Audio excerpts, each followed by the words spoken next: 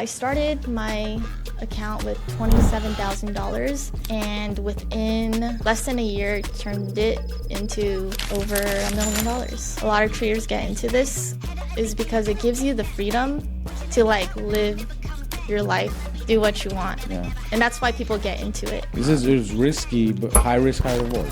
Me and one of my childhood best friends, we would make YouTube videos. This was back in like 2008. I think I had like 50,000 subscribers during that time. Probably the most that anyone on Team Gary had. But what changed was that, let's say I had like 3 million subscribers. Would I be happy doing this? I thought that to myself before I graduated.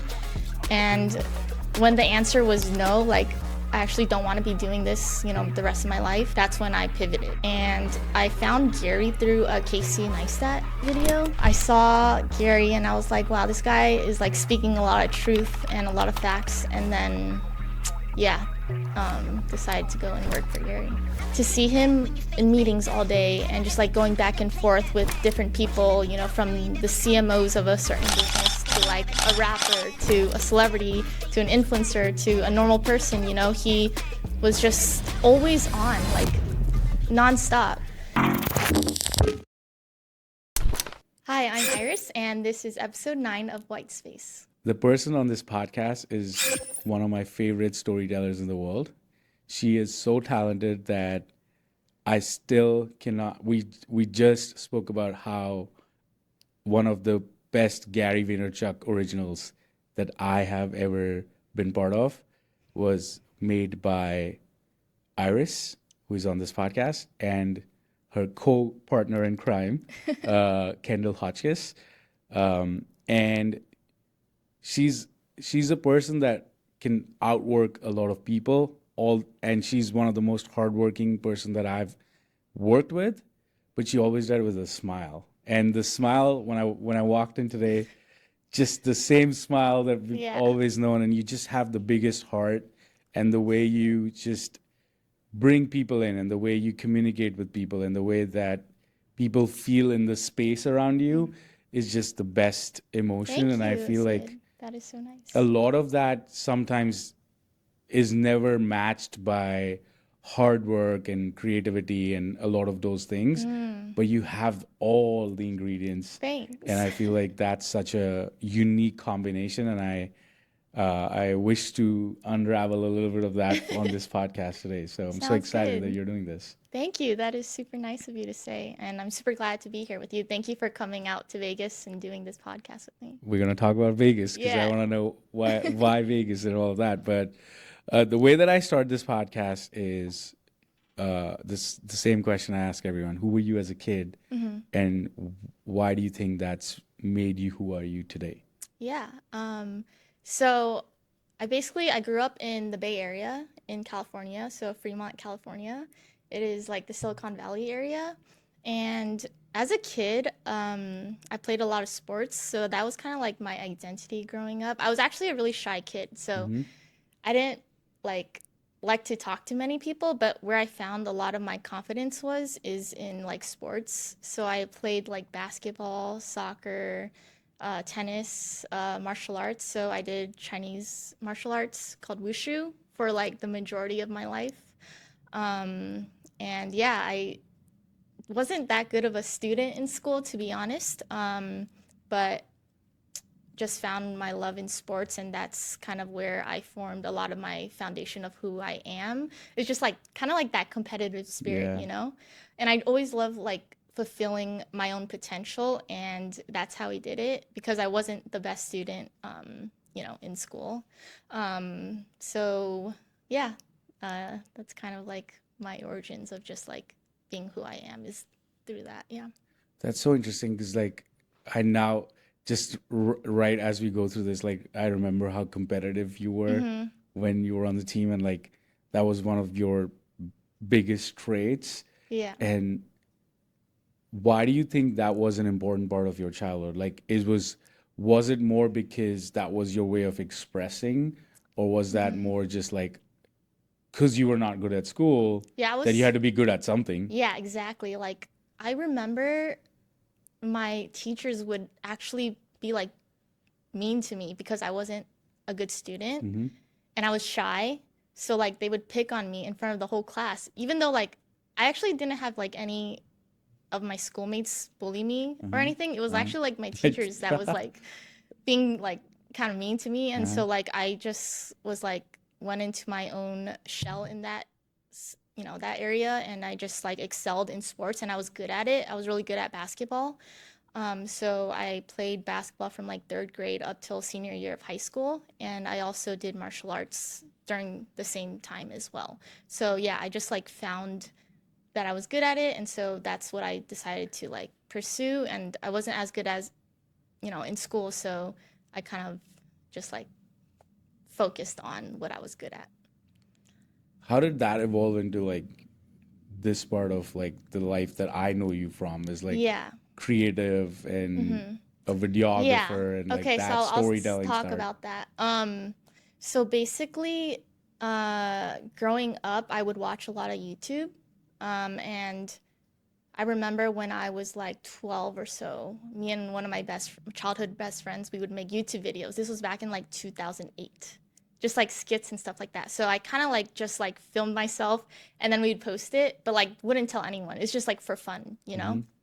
And growing up, I would always watch YouTube and I would watch other people be posting videos online. And then in college, I went to USC. So I went to UC Irvine my first year and then I transferred to USC.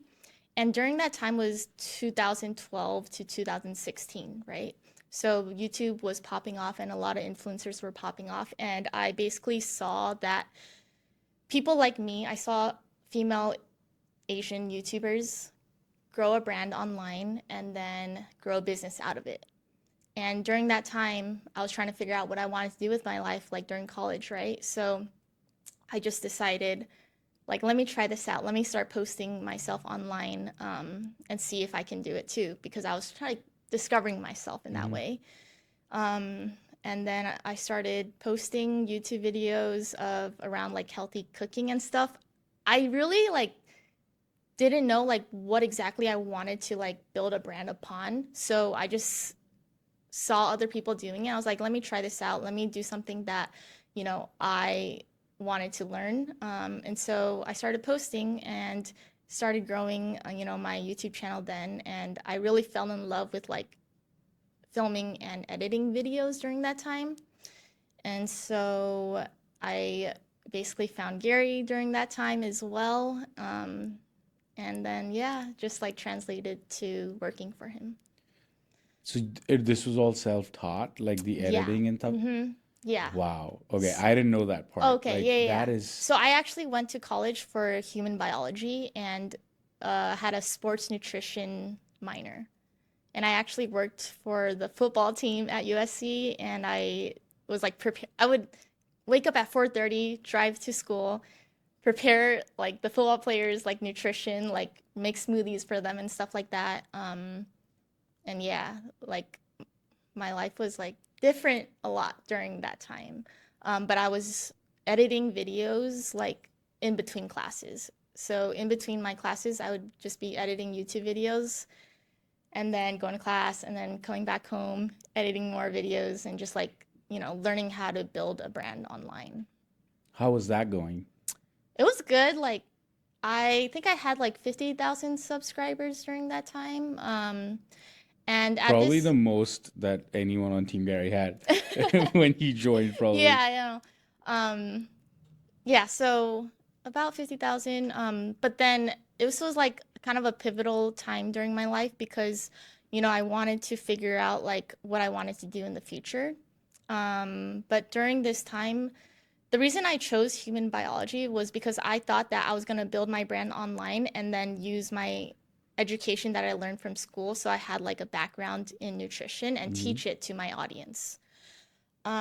But what changed was that I just imagine like I imagine let's say I had like 3 million subscribers. Would I be Yeah. happy doing this? I thought that to myself before I graduated. And when the answer was no, like I actually don't want to be doing this, the rest of my life, that's when I pivoted. And during this time, I was watching some of Gary's content and I found Gary through a Casey Neistat video. You know, when Casey was like The posting all those vlog vlogs life. and Yeah. everything. Yeah. And then I saw Gary and I was like, wow, this guy is like speaking a lot of truth and a lot of facts. And then, yeah, decided to go and work for Gary. So you moved from California to New York just Mm-hmm. for the For job. just for Gary, yeah. Nice. So let's touch on that part a little bit. Like, Mm-hmm. if 3 million followers are not gonna make you happy, like what was the like what brought you to that point to ask yourself that question? Was it like Mm-hmm. becoming very hard for you to keep up with it right now? Or was it just like you were starting to think of big picture? Like, why did you even ask yourself? Because a lot of times when you're like Mm-hmm. chasing your dreams, a lot of times when you're like trying to be something and you're like going through the process, you don't really question it. You just keep powering through it, right? Yeah. So there was something that triggered you to ask that question. Yeah, I think for me, when I set a goal for myself, like I really believe that I'm gonna reach it, right? So a lot of the times, like when I set a goal for myself, I don't really think about, oh, what if this doesn't happen? I just go for it without dwelling upon, what if it doesn't work out? What if that? So at this point, I was like gaining momentum and I was like, okay, I can actually see myself getting there. And then am I going to be happy there, like doing that for a living? And because, I didn't think that it was like fulfilling for me, that's why I decided to transition out of it. As you sit here today, you think that was the right decision? Yeah. Yes. Mm-hmm. Because a lot For of times sure. it can also, like there's a lot of people in the world that probably are overthinkers Yeah. and can probably self-sabotage with that. Mm-hmm. Like everything's going great and you're Mm-hmm. like, maybe I don't want to do this. And, years later, you're like, I don't know why I dropped that. And you go back Mm-hmm. to that. So you knew that that wasn't it. And now today, 10 years later, Yeah, it's you do know crazy. it's like the right thing Yeah, and because if I that's, had continued pursuing it, I wouldn't have worked for Gary. I wouldn't have, met you. I wouldn't have all those experiences that are like pivotal moments in my life. That would have never happened had I not like moved to New York. And so like I definitely think that it was the right decision. And in the future, I'm gonna continue growing my brand, of course. But I felt like I needed to live my life a little bit before I was like speaking about it. Um, I respect that. yeah.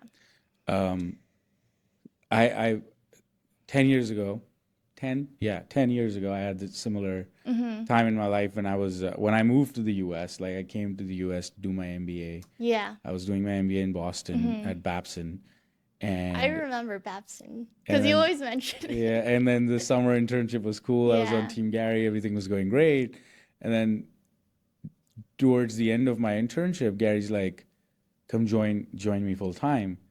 This is 10 weeks in, and Mm-hmm. Gary's like, "Come join me full time." I was like, "I still have to go back to school." And like, Yeah. I've my parents have put in a lot of time and effort into me being here. I cannot fathom the idea of not completing my degree and Yeah. just starting to work for you. So he said, "Cool, um, go back to Boston Mm-hmm. and do this part time." So I did my first year was internship from Boston, Mm-hmm. and when I still remember he called me in November of 2015. It was the same year that I started, and offered me the full time role for 2016. Mm-hmm.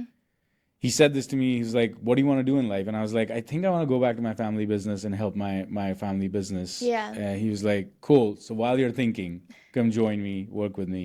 I was Yeah. like, "Cool." But I want to let you know that that's always my priority, and like the day that I think about it, like I will go. He's like, "Cool, that's cool." Mm-hmm. And you know how Gary is, like Yeah. he didn't care. He just wanted to like make sure that he gave me the opportunity, and then whatever happened with it happened with it. For sure.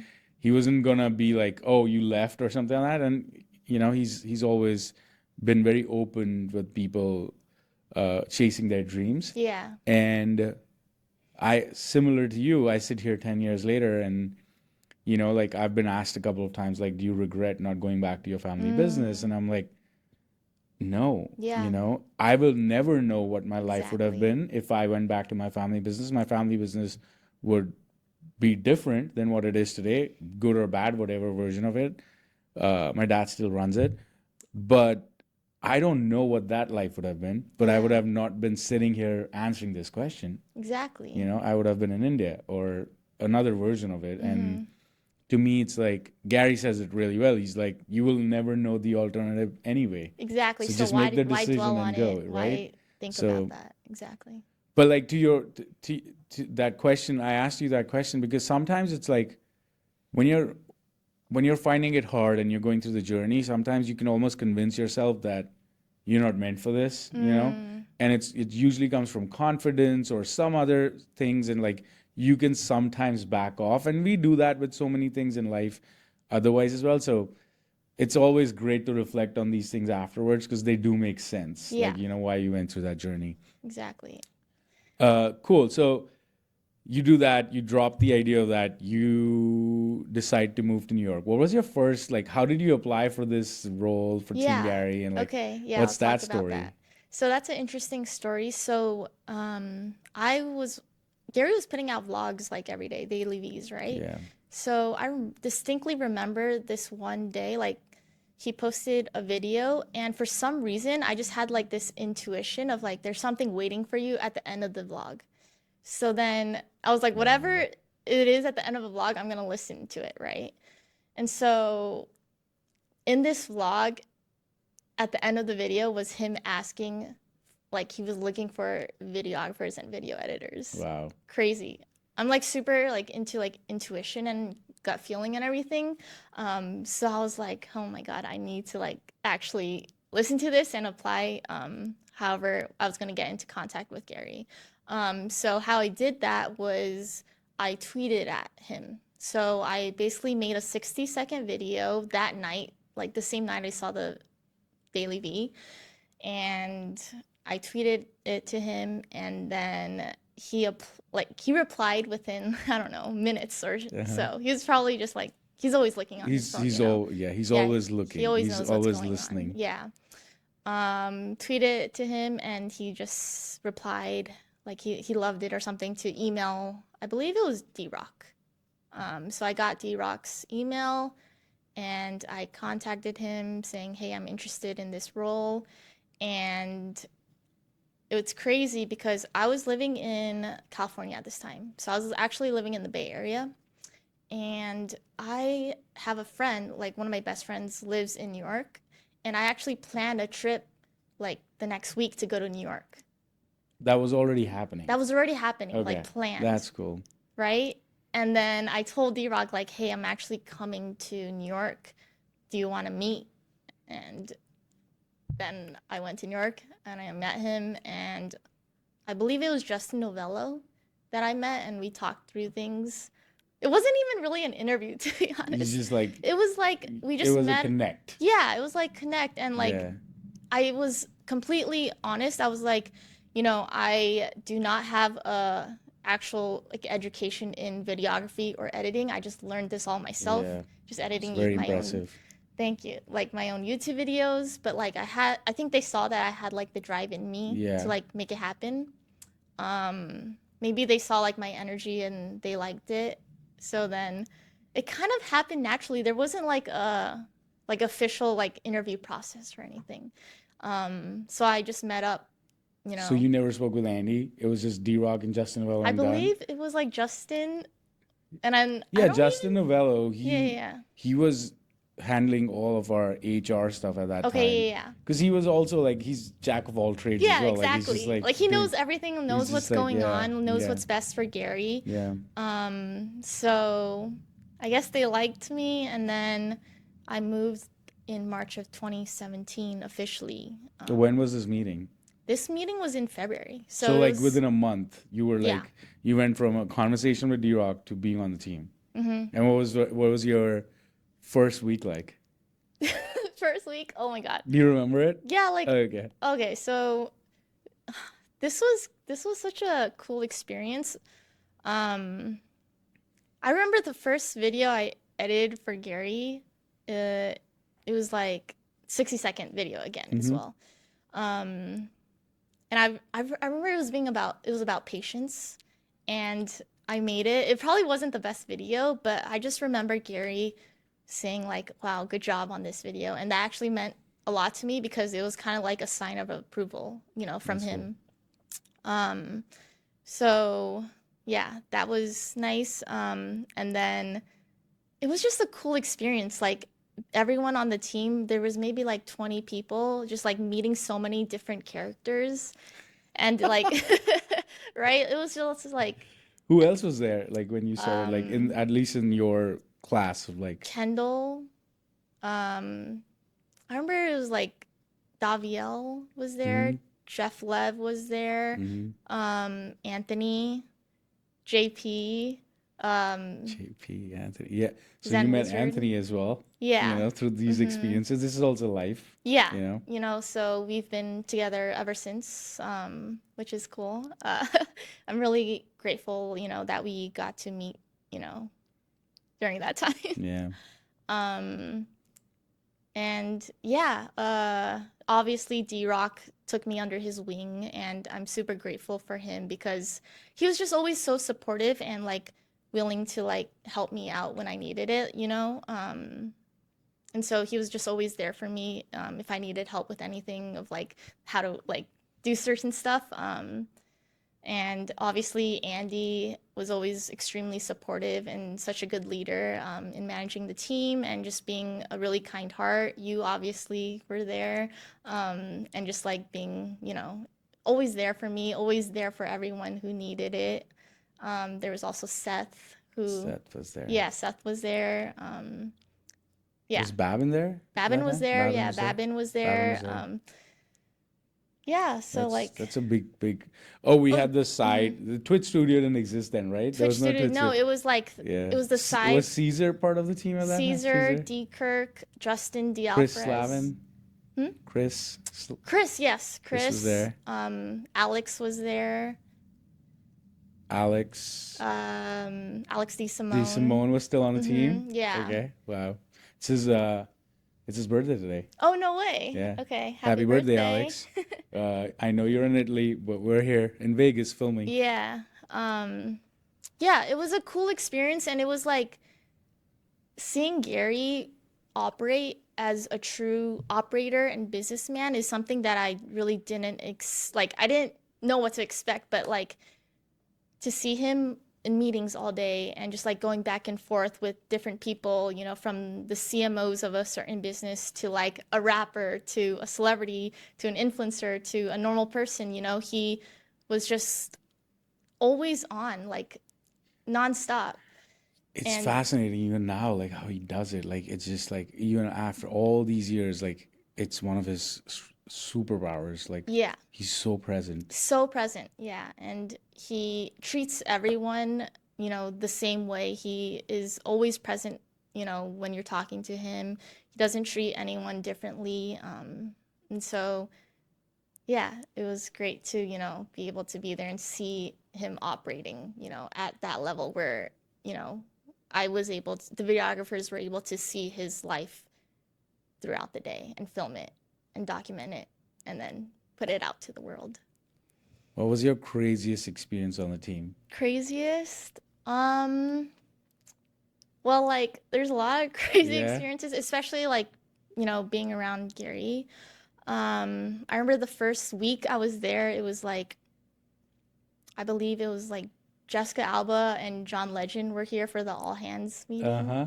right? And so that was I was like, cool. this is this the usual week Yeah. at VaynerMedia. I know, right? And then like just following around and really just seeing how Gary operates was something that I don't think anyone really gets to experience. Um, Do you have a yeah. favorite piece of Gary V content or something that you made that you Something really are that proud I of? made. Um, One of the daily V's that I got to film was really cool. I believe it was, I don't remember the number it was. Remember what it's called? No, Okay. I don't remember, but it was one where like we went to Tampa and it was like he had an event out there and then just seeing like him impacting so many people. talking nonstop to people who like needed to hear from him. And yeah, like just the impact that he's made to so many people and being able to like document it. And like we weren't just videographers, we were like people like building up his legacy, you Yeah. know? So Yeah. like every piece of content, I felt like I was like building his legacy in a way. And so I just, yeah, it was a great experience in being able to do that because you know why I wanted to work for Gary was because he impacted my life so much during that time in college when I was like trying to figure out what I wanted to do. I was like, wow, the least I could do was like go and help him and spread his message and spread his word and his brand and build him up, you know, so that other people can be impacted by him in the same way. And so that's what I wanted to do. And so I hope I was able to like make, you know, a certain impact You during were. that time. At least from my lens, you were, for sure. Um, cool. So then why did you leave? Yeah, so I believe I was there for like 2 years, right? Just under 2 years. And during that time, I actually remember watching one of your episodes and Babin was talking about like how there it was like hard to like balance, right? Like balance work and also personal life. Mm-hmm. And I kind of felt that too, of just like being a bit like burnt out from the grind because it was like we were really, really grinding Yeah. during that time, you Yeah. know? And so I don't think it was like healthy like for myself like in the long term to like sustain that level of like hustle that you know I wanted to be for Gary and Mm-hmm. for the team, right? And also in the midst of feeling kind of like I needed a break in a way. My mom was struggling, you know, she had cancer, and then I had to go back and be with her during that time. And so I was trying to like balance like feeling a bit burnt out, wanting to perform my best, also dealing with things back at home. And it was just a lot. And I was kind of struggling with that and trying to like present, like be the best that I could be Yeah. for Gary. And it got to a point where like I don't think I could show up as the best of myself that I wanted to be Yeah. is when, you know, I had to like leave and give someone else the opportunity to be able to do that for him. It, that takes a certain level of maturity and strength as well to just say what you just said as well. Like, I think a lot of people don't have the self-awareness that, and it's funny. I was literally talking to Caleb as well about this. Is like, you know, in life you have passions, and it doesn't mean that because you're passionate about something today, you're gonna be passionate about that for the rest of your life. Yeah. You know, and it was like the foundation of why I even started having these conversations on this podcast is for a lot of people like you and Babin um and many others, being on Team Gary was it. You know, Yeah. that was the goal, to work for GaryVee. Yeah. But then when you did it for a couple of years, you grew into a newer human, a different version of yourself. I wouldn't say better or worse, but like a different version of yourself. And that person either had bigger or different ambitions. Yeah. And it's okay for you to pivot at that point. Yeah. And in some circumstances, it was they felt they outgrew their own expectations Yeah. to becoming something. In other cases, it was burnout or a Well, yeah, life event I or feel something like like. you did it really well where you were able to like balance, you know, your life with Gary and outside of Gary. Like you do that really well and you've always done it. I think like Andy does it really well, Tyler does it really well. Like I see all these people and like I don't know, I feel like you guys have been able to do it. I don't know if that's like maturity or not because I was like 22 when I was there, so it was Yeah. like I only wanted to like do like work and you know, I have this opportunity, so I'm gonna go for it. But I wasn't even thinking about like, you know, life outside of it, like Yeah. balancing it or like, you know, my health. And so it was like gone to the extreme. So And I'm not again, sure. like and family things are more important than any work that we Yeah. do. And this is was this I said this on the Andy episode, that the most famous people get 1 day of RIP on Twitter. So this I Yeah. read it from. It is not my Mm-hmm. take. This is someone I read it somewhere that even the most famous people, like the 0.00001% in the world Mm-hmm. that have ever lived on Earth, they get 1 day of like people thinking about them once a Yeah. year. So if you think about that for a second, and as you think about it, like there's more things happening every day on those same days, that those days will always Mm-hmm. be less and less relevant for that one person.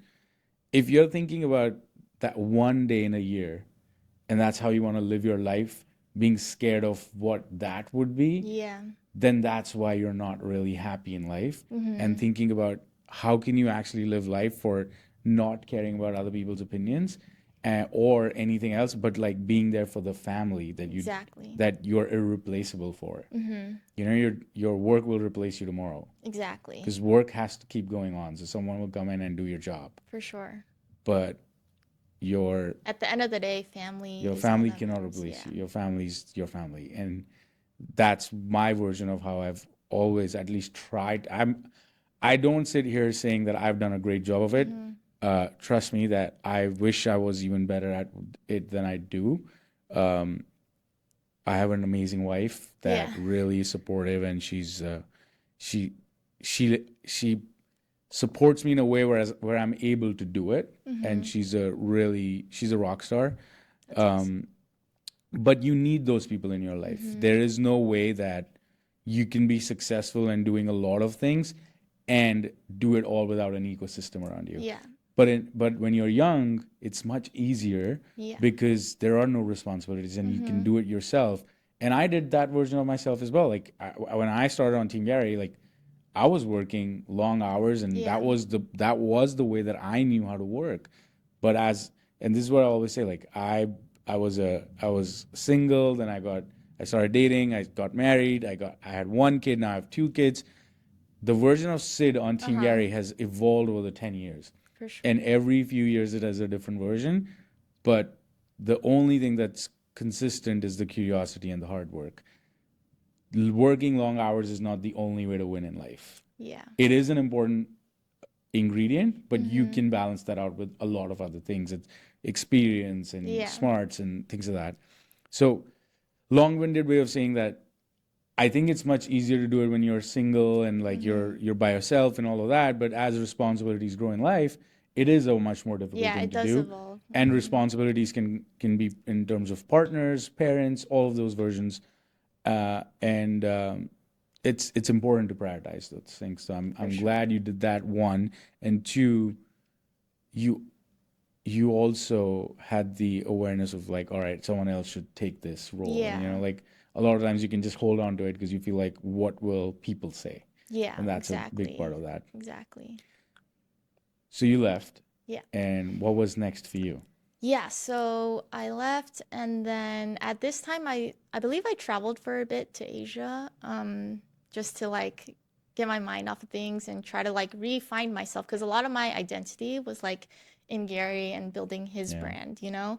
And so I actually had to like kind of like a little detox from it, you Uh-huh. know? And so I kind of just, went to travel a little bit and, you know, my mom actually had passed during this time, so it was like kind of hard for me to like, just go through life, but like eventually I had to like figure out like what I wanted to do.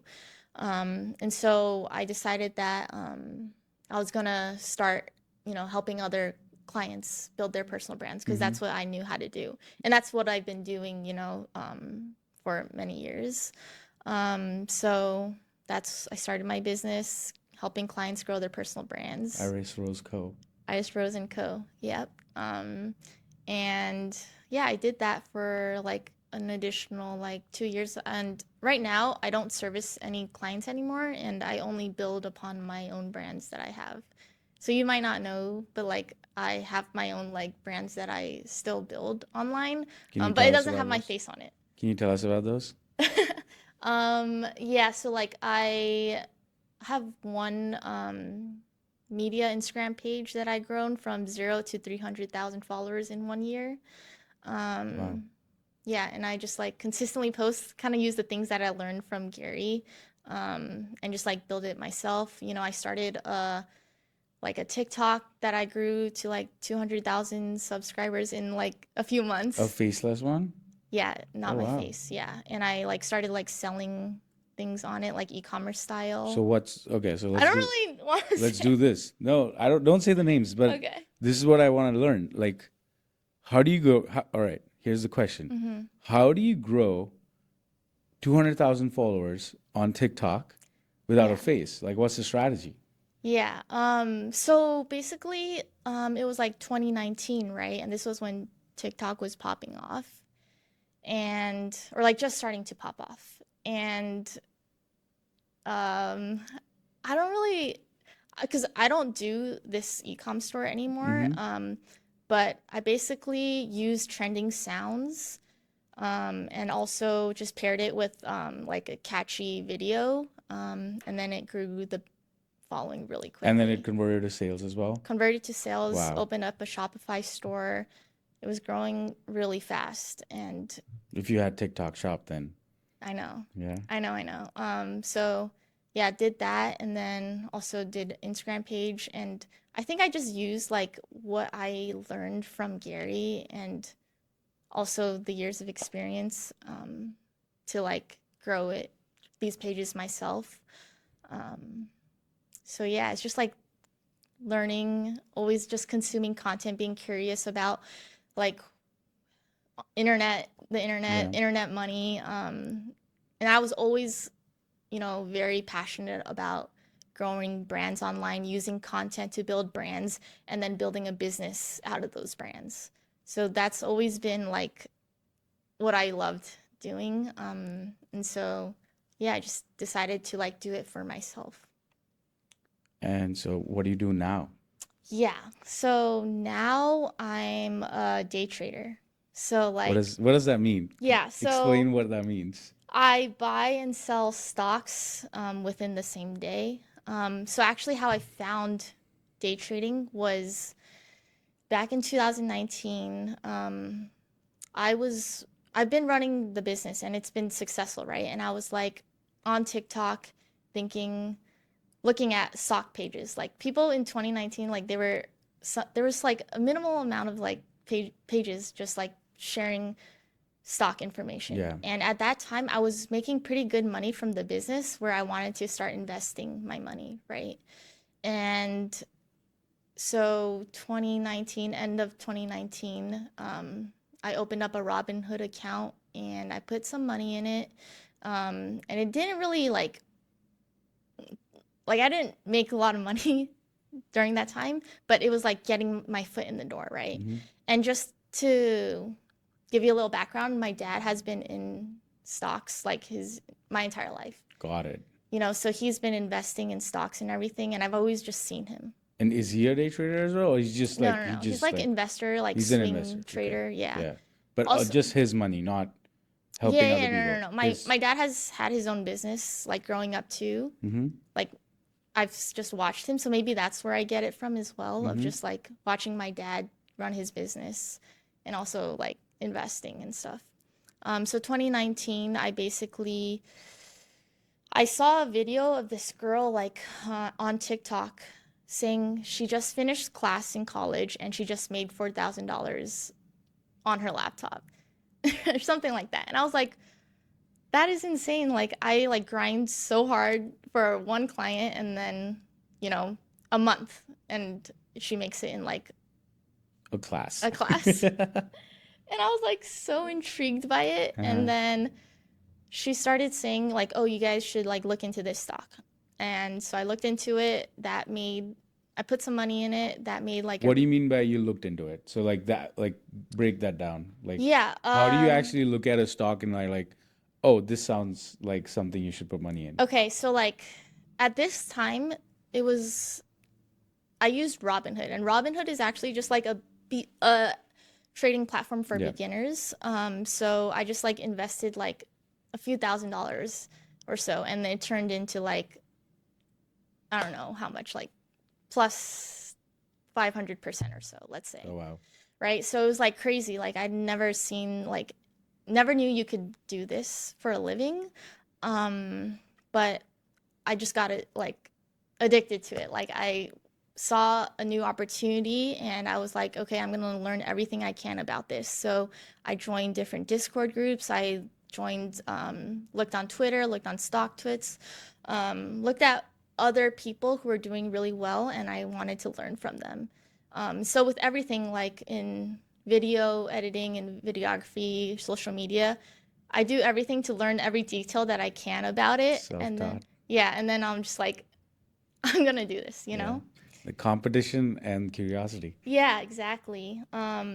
So I just full-fledged, learned about everything that I could about day trading in stocks. And at this time, it became 2020, right? So The market yeah, the crashed. market crashed World and crashed. the world crashed. Everything Yeah, changed. I feel yeah. like everything changed for a lot of people in What was 2020. what was what was it for you the day that it happened? Because again, like now Mm-hmm. I'm thinking like you've invested a significant amount of your money in the market Mm-hmm. and March 11th happens or whatever that date was and it's down 100% or Yeah. something for you. Okay. So So what like, was that day for you like? yeah. Okay. So like, I actually didn't invest like that much money Hmm. to start. So actually, the first investment that I did was like in a Uber because my dad told me to put money into it because he Okay. was, um, but that like went down. I lost money on it, and Yeah, I was like, because Dad, no why did one you was tell taking me? yeah, no one was taking Ubers. Yeah, exactly. I was like, Dad, why did you tell me to buy this? Yeah. But it was not too much money, so that was okay.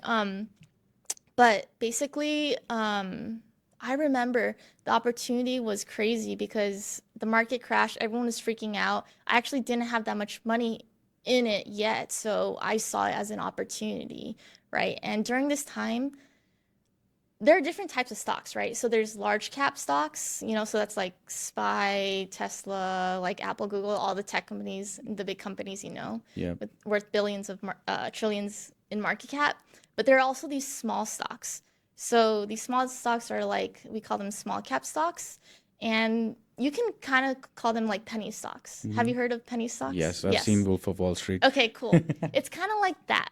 Um, these stocks can go crazy, right? So they can go a few 100% in a day, thousands percent in a day. The momentum was Wait, a there. 1,000% in a day? Yeah, yeah, they can go crazy. Yeah? Yeah, Okay. I was not aware of that. yeah. It's rare that it happens, but Yeah. during COVID times, like they went crazy.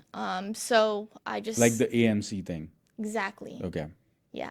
So So that's the kind of opportunity that you're chasing as a day trader? Not these days because that opportunity just comes like once in a blue moon. Okay. And But how do you know it's an opportunity versus it's not like so how do you analyze a good investment versus not? so Or it's a risk? yeah, it's all a risk, and I'm not trading good companies. I'm actually trading just like these stocks that can go crazy. I'm just playing the momentum, right? So I'll just give you a little backstory. Like I started my account with $27,000 and within less than a year turned it into over $1 million. Oh wow. Yeah. So that was my first year trading. This is 2020. This is 2020. Oh wow. Yeah.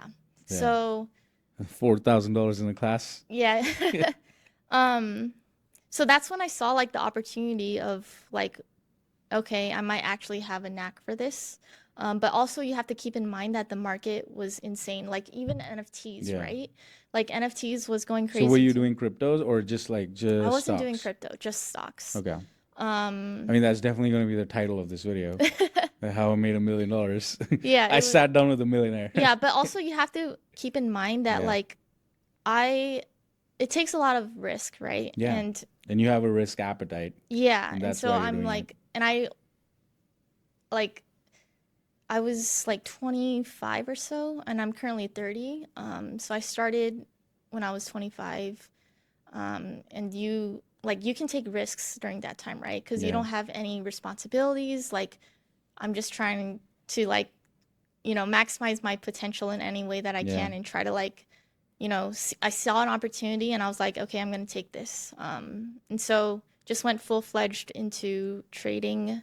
And I've been doing it for 5 years now.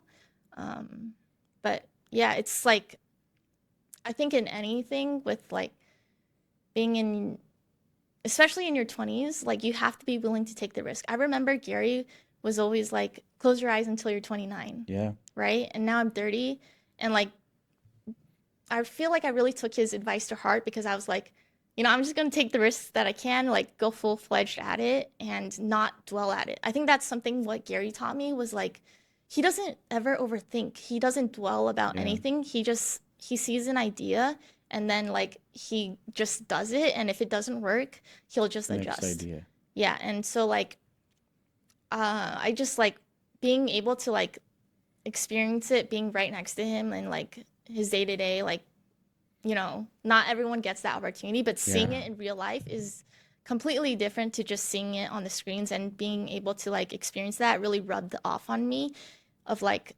just take the risk, especially when you're young. You have nothing to lose. And if it works out, that's amazing. If it doesn't work out, it's okay because like you still You're have still so much, 25. Yeah. yeah, 'cause you still have so much time. And so, yeah, like I've been trading and also just growing my brands online, doing the social media stuff as well in addition, because like I feel like I can't ever get away from that because Yeah. that's always been in me, and I just love to like use the internet to like, make something out of it. And if I see an opportunity that I believe that I can do, I'm gonna go for it. I've got three different things that I Yeah. want to go into now. Um, First thing I want to say is you're a great student.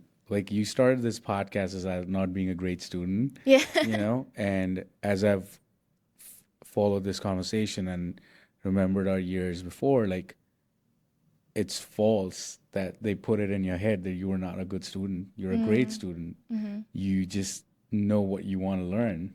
And when Yeah. you want to learn something, then you're the best student Mm-hmm. because you see things and then you apply them and then you do a great job of it. So I think it's time we change that narrative. You're a great Thanks. student. Second, I really want to hit on a couple of things. One, what's a day in a life like for you? Like, what does a day Yeah. trader do? Like, like I wake up in the morning, I drop my daughter to school, and I go to work. But like, That's awesome. what's your life? Like, what's a usual day in a life of, and not just you. I'm just trying to like, I don't think I'm ever gonna interview a day trader on this podcast Mm-hmm. ever. So like, this is like a really cool Yeah. learning experience even Mm-hmm. for me. So like what is that? What does a usual day in your life look Yeah, like? so my routine, like day traders, it's actually a really like stressful job. Like you Mm-hmm. have to be extremely disciplined in your routine outside of the markets and inside. So like for me, I wake up at 5 in the morning because I'm on the West Coast and the market opens at 6:30 here, which is 9:30 on New York Yeah. time, right? So I do my usual routine. I go to Starbucks, grab a coffee to get my mind right. I review like mental notes that I have, just reminders and mental checkups that I have, to prepare myself for the open. And what does that mean? So like What are Mark, you prepping for? um, I'm like reviewing mental notes and my rules of the day so that I have the discipline to like stick to it and not go outside of my system in my trading strategy. Got it. So I have my own trading strategy that I've developed over the past 5 years that works best for me. And trading is like so individual. Like one person's strategy can work for them, but not work for someone else because it's so dependent on your personality and how you Hmm. view the market. So like I have to like every morning I'll review my notes to mentally prepare myself and my mindset for the day. Because you have like a 2 hour window in the morning to optimize on the volatility of the market. And once that volatility is over, like the market slows down. So it's usually like the first 1.5 hours of the day that, I try to optimize. And the market closes at 1 p.m. here. but I try to be done by like 9:30 is ideal. Um, and so Like 9:30 a.m., 9:30 a.m. which is like 1:30 p.m., 12:30 p.m. So like halfway through the day, Yeah, the exactly. max opportunity is already gone. Yeah. According to you, or that's just like how it is? It's Um, because what I'm trying to figure out is like, is that what everyone's doing who's day trading? Because there's mhm, traders and day traders. mhm. Because not everyone's buying and selling every Yeah, day. yeah, yeah. Like I am invested in the stock market, but I probably haven't touched my money in Mhm. like That's forever. good. The market is up. We can chat offline about that. Okay. But 12:30, that's like for everyone who's day trading, they try to get Um, everything done in the first few hours. yeah, That's like the within game. the first 2 hours is where the volatility, because day traders maximize on the volatility of the market. Whether the market goes up or down, you can make money. Like going down, you can make money too. So it's most That's volatile. like shorting or Yeah. something. So it's most volatile in the morning, and then there's a midday lull, and then there's power hour, which is like the last hour and a half of the day. But it's most ideal to be in the first hour. And your strategy is not to do the power hour, but like people do that and Yeah. are part of that. Got it. Yeah. So, and then when you're done by 9:30, what's the rest of your day? Yeah. So it's like honestly But you pretty. keep an eye on the market, or you just check out because that's also part of your strategy. Yeah. So I'll look at it, but Yeah, like I don't want to feel like, oh, going back yeah, and potentially risking more money, yeah, So I'll go to the gym, I'll like yeah. um watch YouTube videos, like enjoy my day, like Hmm. cook, like run errands. Like it's pretty like chill, like, Yeah. cuz I think that's why a lot of traders get into this is because it gives you the freedom to like live your life and, do what you want. Yeah. And that's why people get into it. This is risky, but high risk, high reward. Exactly, exactly. So, And so, what are the things that you would say? Like, so if someone's watching this and they're like, "Oh, I have money saved, and I want to try this." All right, and I'm yeah. 21. Let's just paint a scenario. I'm 21. I have $10,000 that I am willing to let become zero because it's a money I I Can afford to can lose. afford to lose. Like Yeah. I lucked out and somehow found it. What would you say to that person are like the things that you should always watch out for? Yeah, okay. So I just want to make a reference Yeah. before, I talk about trading because Yeah. it is really risky and like Yes. 90% of people will not make it. So I just want to Yeah. put it Because out there it's first. again, it's a risky thing. It's Yeah. like if you could predict it, then it wouldn't actually exist Yeah, exactly. because that's the But whole like nature of for it. me when I started, Yeah. I wasn't thinking about like, oh, what if I lose this money? Like Yeah. I You were was just just curious what using, it was. yeah, I was using money that I could afford to lose, Yeah.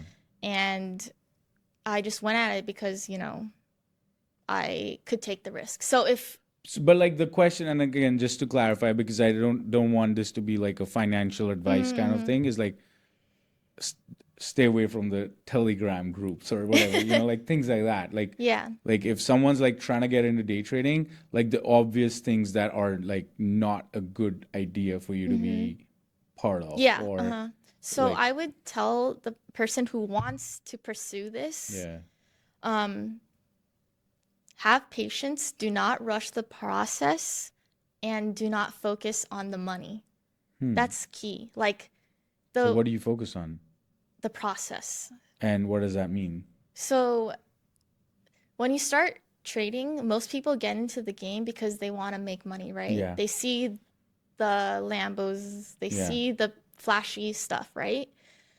And Did so, you drive up in a Lambo today? no, Because I that's have, also important context, right? yeah, yeah, yeah. Yeah, So, like, for me, like, I just invest. Anyways, yeah, I won't get too much into that. yeah. But like, most people get into it because they want to Make the quick make buck. the quick money, right? But like, it's a long game, and you want to survive as long in the game as possible so that you can understand yourself and how you work and how you react in the markets to get to the point where you start compounding slowly. So, like, the goal is to remove the volatility in your own portfolio. Is that the goal? So it's to limit your downside and maximize your upside. So it's like a probability Fair. game, Got it. So you are going to lose money and Yeah. you shouldn't be afraid to lose money as long as the trade is in your system and you just want to keep compounding it with the edge that you have in the markets. Got it. And so that's what I did and have been doing. And it'll be slow in the beginning. It's like a slow graph. Like you'll go up and you go down, up and down. And then as time goes by, it'll start slowly creeping If up. you stick to the process and don't Yeah. deviate. But you don't know what your process is in the beginning. So that's why Yeah. you're learning. So Yeah. the learning phase can take a couple of Yeah. years. Because I'm sure you have people around you who tried it and have failed and have lost money Yeah, and it's exactly. not gone well, and or someone who around you as well that made a lot of money and then lost it all because Yeah. they thought they figured it out. Exactly. And all of those versions are around you. Exactly. So I actually had a mentor tell me, when you make life-changing money, actually change your life with it and don't put it back into the market and risk it again. You know what I mean? Because a lot of people, they'll make the money and then they'll try to maximize the money again. Yeah. Like it's like putting your chips on the table Yeah. again and try to be overly greedy and then potentially lose it, right? That must take so much discipline as well, right? Yeah. But luckily, I had mentors and a dad who like would tell me these things. And so thankfully I had them to like, you know, help me out, Yeah. but. So, like, how do you keep yourself motivated? Like, the reason why I ask that is, and this happens to very few people, so like this is a very unique story as well. Like, as someone who was working in New York at an entry level role, making, let's say, I'm gonna make a random number right now, $50,000-$60,000 a year, to make $1 million in a year. That's a very different level of money. Like, it's not that you went from 60,000 to 200,000. You went to $1 million in just the first year, and I don't even want to talk after that. How do you stay motivated to keep going and building on that versus losing your motivation towards making more because now you've made more than you ever. I don't want to say that you didn't have the ambition for that, but like, again, $1 million a year is a lot of money. But like, how do you take your ambition from $1 million to 5 million or 2 million and 3 million and still keep going and not be complacent about it? Yeah, so for me, And sorry to cut you off, but the reason I'm asking that is that number can be very different for very different people. And like, after you reach a certain level of money in your life, and that could mean 200,000 salary for someone, 300,000 salary for someone, 500,000 salary for someone. And after that, you just like become complacent in life, and then you're not growing, and then suddenly you just like start losing your drive to excel. The thing that brought you there suddenly starts disappearing. How do you keep up with that? For me, I just love the game. I love the game of like what I'm playing. So for me, it's trading right now, and it was making content back then, right? So I love the process, and I'm always just trying to like fulfill the highest potential of myself. So the money is like just a number, and it's awesome, but like the game and perfecting my craft is what I enjoy doing the most. And for me right now is to become the best trader that I can be. And that game is fulfilling to me. So like to bring it back, like sports, right? I want to be an amazing athlete. Like maybe I'm not like physically gifted in that aspect, but I love playing the game. And so trading for me, why I love it so much is because it's like a mental sport. So I prepare every day like I'm an athlete, for example. Get up in the morning, 5 a.m., review my notes, just like before an athlete prepares for a game.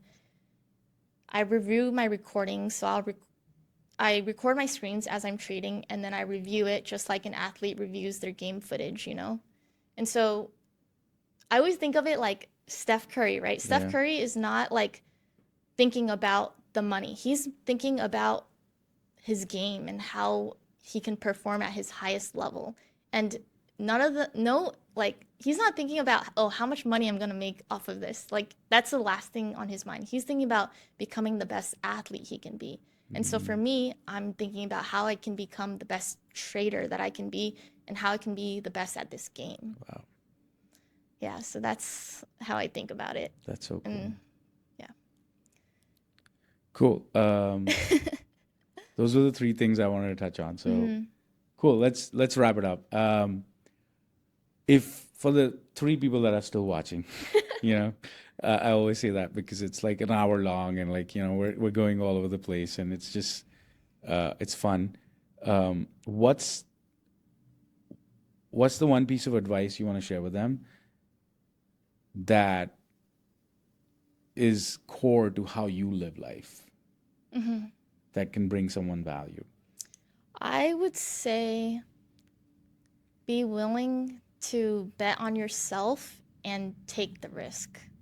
You know, in everything that I've done that has led me to where I am today, it was me betting on myself, having faith in what I could do, and taking the risk because nothing, you don't see any successful person who hasn't sacrificed and taken the risk to get to where they are. Like, largely, like, you can't just do the average person what the average person does and expect extraordinary results. You have to do something different. And the greater risk that you take is gives you the greater reward. So like with anything, if you want to succeed in a certain field, whatever that is, you have to be different and you have to be willing to like sacrifice whatever that is to get there because, you know, no person who becomes great doesn't sacrifice and doesn't take the risk. I think risking along with like really putting in the work, Yeah, like you can risk a lot of things for and sure. just like, but I think you have always followed that up through this story today and through my experience of working with you.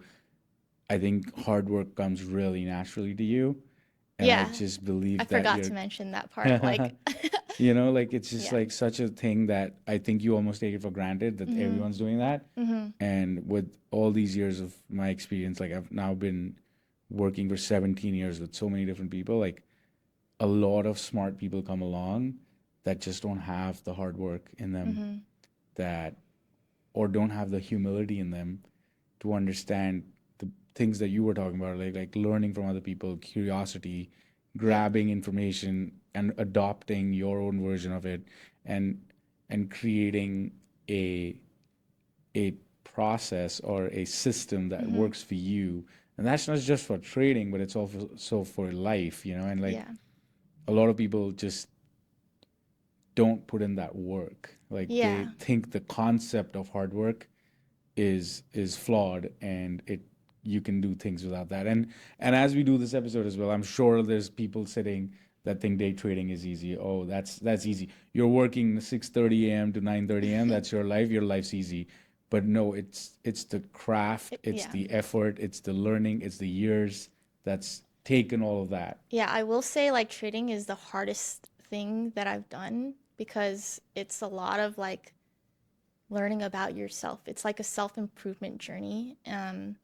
And yeah, I did forget to mention that I do work extremely hard. Like it doesn't come easy at all.